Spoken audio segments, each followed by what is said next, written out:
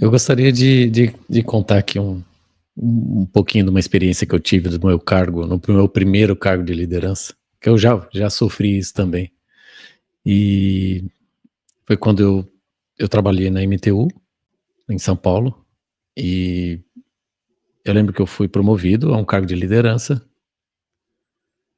e naquele momento não existia, eu era coordenador de engenharia e desenvolvimento, não existia gerente.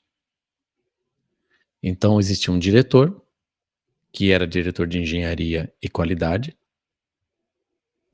eu e a minha equipe. E eu sofri. Você imagina, né? Eu sofri. Era a minha primeira experiência. Eu lembro de eu conversar com o meu diretor e eu falava para ele, falava assim, eu não tô preparado para isso.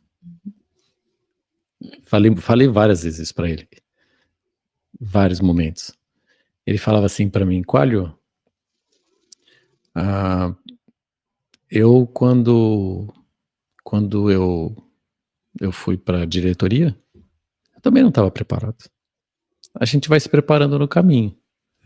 Então, assim, ok, a gente foi conversando muito, ele foi me formando, né, aprendi muito com ele, mas ainda faltava uma figura de um cara ali, de um gerente, por exemplo, naquele momento. Faltava, eu estava distante. Na verdade, a gente tinha uma proximidade muito grande com esse diretor, mas no dia a dia ali, faltava a posição do gerente, porque o diretor eu tinha pouco tempo dele. O tempo de qualidade quando eu tinha, mas era pouco.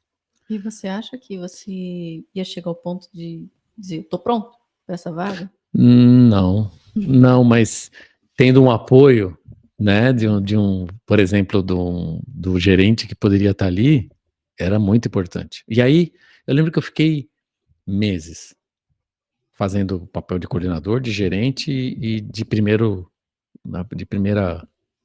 viagem, digamos assim.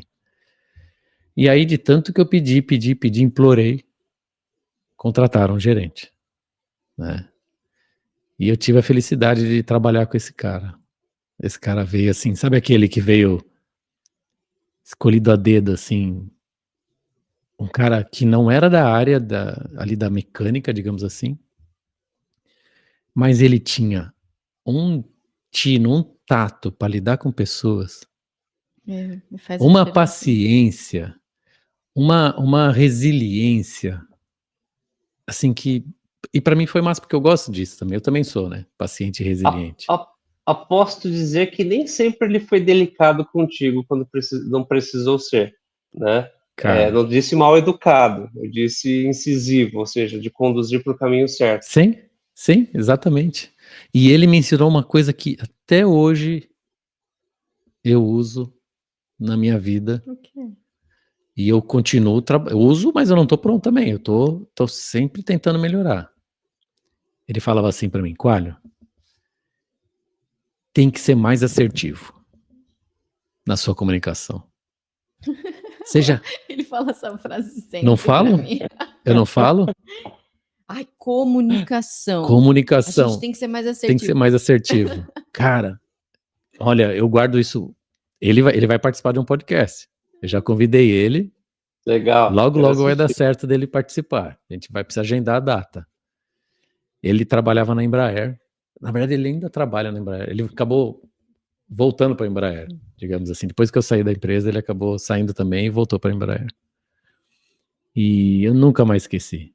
Eu falei com ele outro dia. Na verdade, eu mandei uma mensagem de final de ano, né? E ele me respondeu. Uma mensagem muito animada, assim, muito massa. Foi bem bacana a mensagem que ele respondeu. E ele ficou tão feliz de eu ter lembrado dele e tal, né? E eu liguei para ele há poucos dias para convidá-lo para o podcast, falar do projeto. E primeira coisa, eu falei, cara, obrigado por aquele ensinamento tão importante sobre como ser assertivo, por que ser assertivo. E eu levo para minha vida até hoje. E obrigado pelo feliz ano novo massa que você me deu. Então, cara, assim, como essas pessoas são importantes, né? Ele me marcou para sempre e eu tô procurando fazer o quê? Repassar a mensagem, né? Sempre que eu posso, repassar essa mensagem de comunicação tem que ser o mais assertiva possível. Perceba um gancho, permita-me, né? Claro.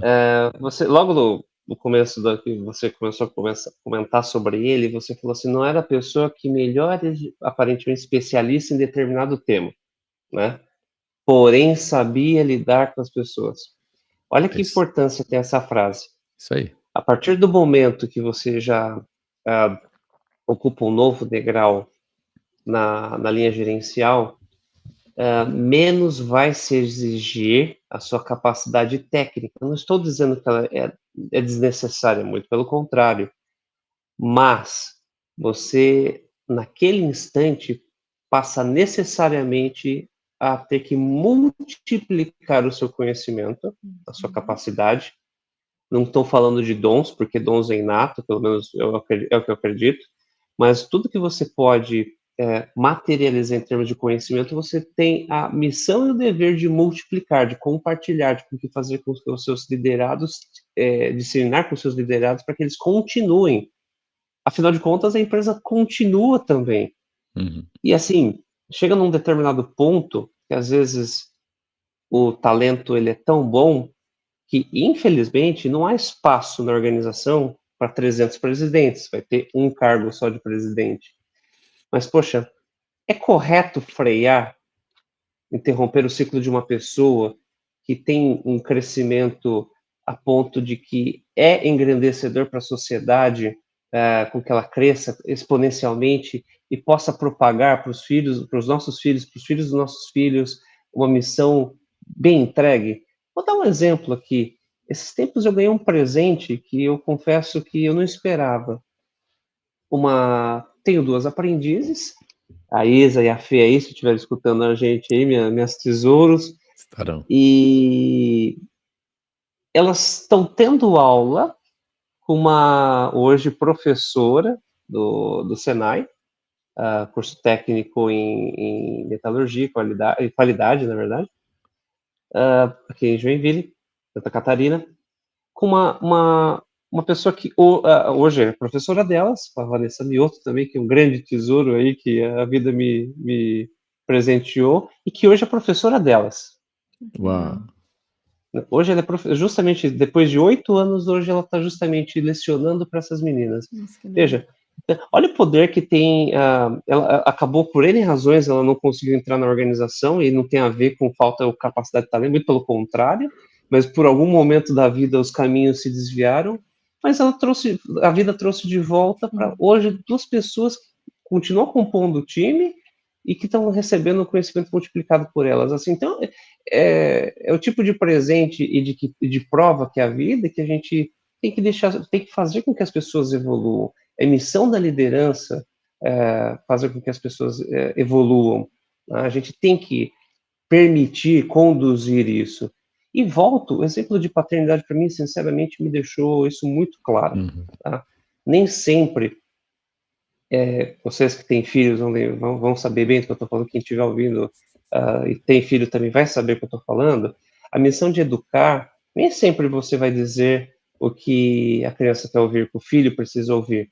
Nem sempre, né? E aí que tem uma mensagem bastante importante. Nem sempre a liderança, o líder, ele vai dar mensagens populares. Aliás, cabe a ele, a ela, a essa pessoa, a ter que muitas vezes dar mensagens impopulares, porém necessárias, né? E por vezes com cunho educacional. E essa pessoa não pode se furtar disso. Ela é a pessoa confiada pela organização para fazer isso. Quem mais seria, né? Então, a partir do momento que você não ocupa um espaço na organização, alguém vai ocupar por ti. E pode não ser a pessoa mais capacitada para tal. E esse é o ponto, né? É a tua opção ocupar, deixar que alguém ocupe esse teu espaço? É um ponto a se pensar.